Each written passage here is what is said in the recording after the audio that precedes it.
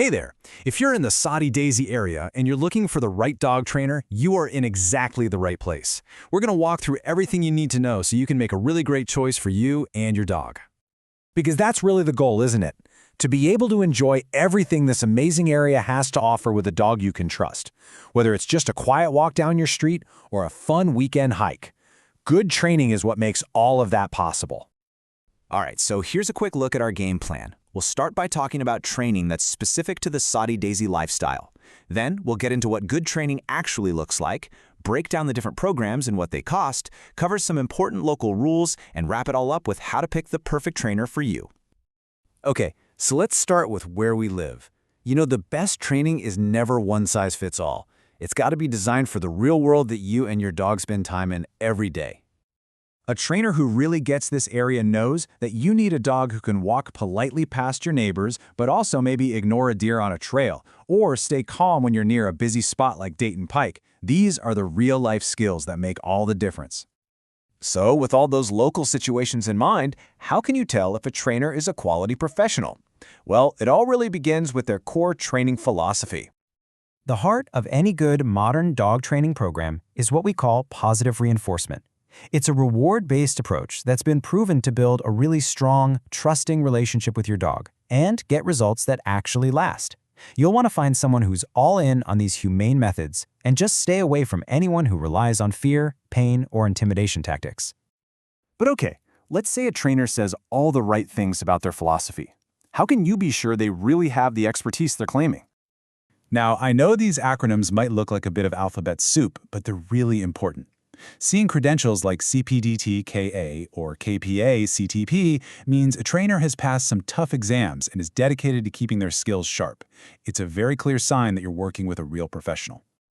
Okay, let's switch gears and get into the practical side of things, like the different ways training can be delivered and, of course, what you can probably expect to invest. Generally, you're looking at two main options. Group classes are fantastic for teaching your dog how to focus when other dogs and people are around. Then you have private, in-home lessons, which are perfect for tackling very specific issues right where they actually occur, like barking at the front door or pulling on the leash in your own neighborhood.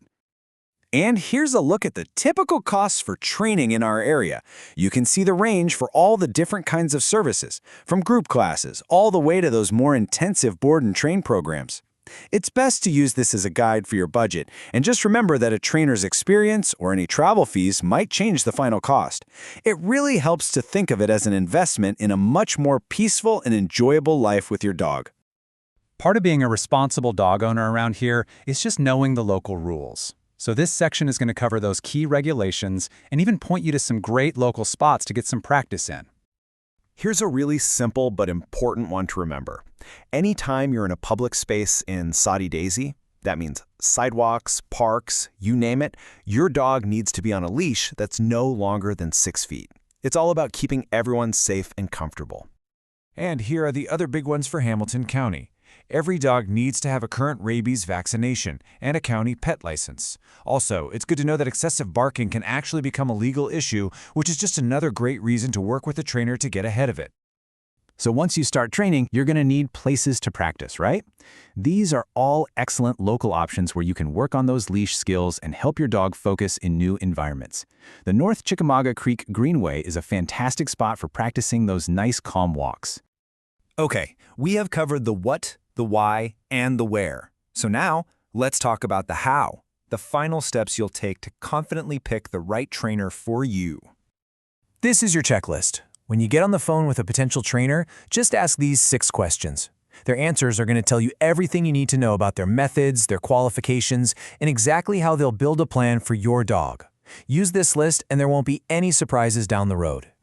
And really, this is what it's all about. Choosing the right professional is that first big step toward a more enjoyable, less stressful life with your dog. We wish you the absolute best on your training journey.